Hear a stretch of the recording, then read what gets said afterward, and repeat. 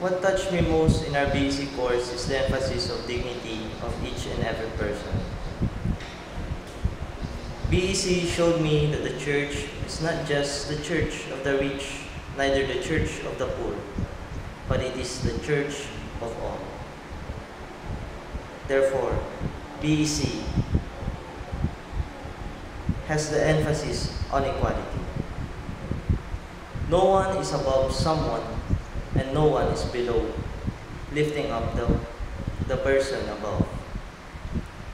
The most significant learning I have acquired after having BEC course is the importance of liberating the consciousness of the oppressed people.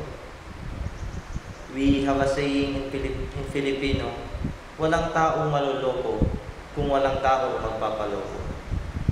The importance of opening the consciousness of the people will set everyone free from evil. In our age today, evil is always triumphant over the good. This is because the minds and the hearts of every people has been clouded by evil. I want to change this trend of the people. I want that the kingdom of God will triumph over evil.